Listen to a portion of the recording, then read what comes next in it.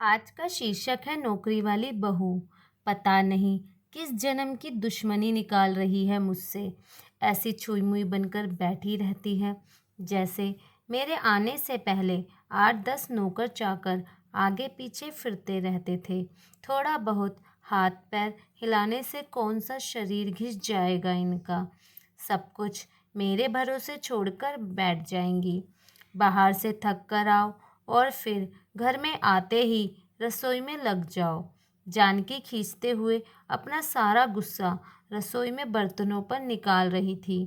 ऐसा नहीं था कि उसकी सास दयाजी को बहू के बड़बड़ाने का भान नहीं था, लेकिन वो भी ठिठाई पर थी। बहू की बड़बड़ाहट को एक कान से सुनकर दूसरे कान से निकाल रही थी। जानकी एक पढ़ी लिखी लड़की थी। उसका सपना था कि वो अपने पैरों पर खड़ी होगी। उसने नौकरी के लिए कई जगह आवेदन भी दे रखा था। इस बीच जब उसके लिए संजय का रिश्ता आया तो उसने साफ साफ कह दिया कि वो शादी इसी शर्त पर करेगी कि शादी के बाद उसे अच्छी नौकरी मिली तो कोई उसे नौकरी करने से नहीं रोकेगा। आखिर इतना पढ़ने लिखने के बाद वो घर पर नहीं बैठ सकती। संजय और उसके घर वालों को इस बात से कोई आपत्ति नहीं थी कि उनकी बहू नौकरी करेगी, इसलिए दोनों तरफ से खुशी खुशी ये रिश्ता हो गया। शादी के कुछ दिनों बाद ही जानकी का जॉइनिंग लेटर आ गया। जिस दिन जानकी ने अपने ससुराल वालों से कहा था कि वो अब नौकरी करेगी तो उसकी सास दयाजी ने सारे परिवार के सामने कह दिया था, बहू नौकरी करे, इससे मुझे कोई आपत्ति नहीं है। मैं ये भी नहीं कहूँगी कि वो पहले सारे घर का काम करे फिर नौकरी पर जाए, लेकिन मैं भी अब पहले की तरह पूरा घर नहीं संभाल सकती। मुझे सब कुछ मंजूर है, लेकिन मुझसे ये उम्मीद मत करना मैं बहू को रोटियां बनाकर खिलाऊंगी। मुझे पता है कि अगर मैं एक बार इस भंवर में फंस गई तो ज़िंदगी भर नहीं निकल पाऊंगी। उस वक्त सबको दया जी की बातें सुनकर हैरानी तो हुई थी। उनके पति ने तो ये भी कहा कि मुझे नहीं पता था कि मेरी सीधी सरल पत्नी भी सास बनते ही अपना रूप बदल लेगी। लेकिन इन सब बातों का दयाजी पर कोई असर नहीं हुआ। वो तो अपनी ज़िद पर अड़ी थी। खैर जानकी को तो नौकरी करनी ही थी, क्योंकि घर के थोड़े से काम के लिए वो अपनी इतनी अच्छी नौकरी तो नहीं छोड़ सकती थी। वहीं उसके पति और ससुर जी ने भी नौकरी की इजाज़त दे दी थी, तो वो फिर कहाँ रुकने वाली थी। इस समस्या का ये हल निकाला गया कि घर के कामों के लिए एक काम वाली और खाना बनाने वाली कुक रख ली जाए। खाना बनाने वाली सुबह और शाम का खाना बनाकर चली जाती। जानकी का काम था ऑफिस से आकर बस खाना परोसना। यूं ही दिन निकल रहे थे। जानकी की शादी 2 साल हो चुके थे। अब तो जानकी और बाकी सब घर वालों को इस रूटीन की आदत हो गई थी, लेकिन मुश्किल तो तब होती थी जब कभी खाना बनाने वाली छुट्टी ले लेती थी। ऐसा ही कुछ इन 2 दिनों से हो रहा था, जिस कारण से जानकी खिजी हुई थी। ऑफिस से आकर रोटियां बनाना उसे बहुत बड़ा बोझ लगता था। वैसे तो दयाजी इन दिनों में सब्जियां काट कर बना देती थी, लेकिन बहू के ऑफिस से आने के बाद रसोई में झांकती भी नहीं थी। उस समय जानकी को अपनी बैठी हुई सास बहुत चुभती थी। वो बड़बड़ाती रहती और रोटियां बनाती रहती। बाद में अपनी माँ से फ़ोन पर भर भर के शिकायत करती, जिसके बाद उसे थोड़ा सा सुकून मिलता था। कुछ दिनों बाद जानकी के भाई की शादी भी तय हो गई। जानकी की होने वाली भाभी भी नौकरी पेशा थी। जानकी की माँ ने सगाई के वक्त ही खुश होते हुए गर्व से कह दिया, भाई मैं और सासों की तरह नहीं हूँ जो बहू के आने पर हाथ धरकर बैठ जाऊँ। जब अभी तक पूरा घर संभाल रही थी तो अब क्यों नहीं। मेरी बहू को मेरी तरफ से पूरी छूट रहेगी।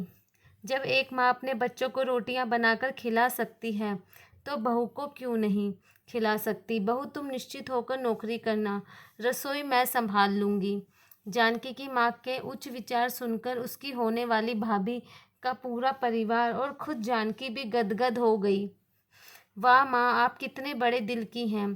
काश मेरी सास भी आपकी तरह होती, लेकिन मेरी किस्मत में ये सुख कहाँ। मेरी सास को तो बस हुक्म चलाना आता है। मुझे गर्व है कि मेरी माँ इतने खुले विचारों की है। अपनी चिड़चिड़ाहट निकालते हुए जानकी बोली। कुछ दिनों में ही जानकी के भाई की शादी हो गई और कुछ दिनों बाद ही जानकी की भाभी ने अपनी नौकरी ज्वाइन कर ली। जानकी की माँ भी अपनी बहू को हथेलियों पर रखती थी। सुबह उसका नाश्ता, टिफ़िन, फिर रात का खाना भी तैयार रखती थी। अपने हाथों से परोसकर सबको खाना खिलाती थी। उनकी बहू भी मम्मी जी करती हुई अपनी पसंद नापसंद बताती रहती थी, जिसे जानकी की माँ बड़े चाव से पूरा करने में लगी रहती थी। खुशी खुशी दिन बीत रहे थे, लेकिन ये प्रक्रिया धीरे धीरे अब उदासीनता में बदल रही थी। जानकी की भाभी को अब कुछ भी ना करने की आदत पड़ गई थी। एक दिन जब जानकी फ़ोन पर अपनी माँ से बातें कर रही थी, तो उसकी माँ बस रो पड़ी। बेटा, मैं इतना करती हूँ तेरी भाभी के लिए, फिर भी उसे मेरी कद्र नहीं। अरे, मेरी दी हुई छूट अब मुझ पर ही भारी पड़ने लगी है। क्या हुआ माँ? आप ऐसे क्यों बोल रही हैं? आप तो भाभी का मुझसे भी ज़्यादा ध्यान रखती हैं। क्या भाभी ने आपसे कुछ कहा है? जानकी बेचैन होते हुए पूछने लगी। माँ बोली, अब तो सब कुछ वो मुझसे ही कहती है। ऑफिस से आने के बाद एक गिलास पानी के लिए भी मुझे आवाज़ देती है। नाश्ते में थोड़ी देर हो जाए तो मदद के बजाय गुस्सा होकर यूं ही बिना खाए चली जाती है। आखिर मेरा भी कुछ आत्मसम्मान है या नहीं? मैं तो उसके लिए बस कामवाली बनकर रह गई हूँ। माँ, ये तो बहुत गलत बात है। आप भाई से साफ साफ कह क्यों नहीं देती कि अपनी बीवी की लगाम खींच कर रखे? आप माँ हैं, कोई नौकरानी नहीं। भाभी नौकरी करती है, इसका मतलब ये नहीं कि आप पर हुक्म चलाएगी। गरजते हुए जानकी बोली। किस मुंह से कहूँ बेटा? पहले तो खुद मैंने ही आगे बढ़कर कुल्हाड़ी पर अपना पैर दे मारा, फिर शिकायत किससे करूं? तेरे पापा ने तो कहा भी था कि बहू को ज़्यादा छूट दोगी तो बाद में पछताओगी, लेकिन मैं ही बड़ाई की भूखी थी जो अपनी बहू को सर पर चढ़ा लिया। एक बात कहूँ बेटा, तू चाहे अपनी सास को कुछ भी कह, लेकिन समधन जी का ये फैसला सही था कि वो बहू को रोटी बनाकर नहीं खिलाएंगी। एक बार वो सबकी नज़रों में बुरी सास तो बन गई, लेकिन आगे के लिए कम से कम अपना आत्मसम्मान तो बचा लिया। अब ना तो तू उन्हें कोई ताना दे सकती है और ना ही कोई रिश्तेदार। काश मैंने भी शुरू से ही ये घर गृहस्थी की पूरी जिम्मेदारी अपने सिर पर लेने से इनकार कर दिया होता, तो आज मेरा ये हाल ना होता। माँ की बातें सुनकर जानकी निशब्द हो गई। भारी मन से उसने फ़ोन रख दिया। बाहर हॉल में आकर देखा तो सास ससुर आराम से बैठकर बातें कर रहे थे। बातें करते करते उसकी सास अपने नाखूनों पर नेल पेंट लगा रही थी, जिसे देखकर ससुर जी उन्हें चिढ़ा रहे थे। अब बुढ़ापे में ये फैशन करके किसे दिखाओगी? मेरी तो नज़र भी कमज़ोर हो गई है, किसी को नहीं दिखाना मुझे। मैं तो अपनी खुशी के लिए लगाती हूँ। सारी उम्र तो घर गृहस्थी में उलझी रही, अब अवकाश का वक्त आया है तो अपने शौक़ तो पूरे कर लूँ। पता नहीं कब भगवान के घर से बुलावा आ जाए। जानकी की सास मुस्कुराते हुए बोली। पता नहीं आज क्यों जानकी अपनी सास की बातें सुनकर चिढ़ नहीं रही थी, बल्कि वो भी मुस्कुरा उठी। सही तो कह रही हैं मम्मी जी, एक गृहिणी को अपने लिए वक्त ही कम मिलता है। पहले अपने बच्चों को पाल पोस कर बड़ा करो, फिर कामकाजी बहू आ जाए तो उसे और उसके बच्चों को संभालो। काश मेरी माँ ने भी मेरी सास की तरह पहले ही कह दिया होता कि बहू को रोटियां बनाकर नहीं खिला सकती। सही कहा किसी ने, एक बहू एक बेटी भी होती है। जब वो अपनी सास के साथ गलत करती है तब उसे अपनी सास के दर्द का एहसास नहीं होता, क्योंकि वो उसकी माँ नहीं है। लेकिन वही चीज़ जब उसकी भाभी उसकी माँ के साथ करती है तब उसको गुस्सा आता है और माँ के दर्द का एहसास भी।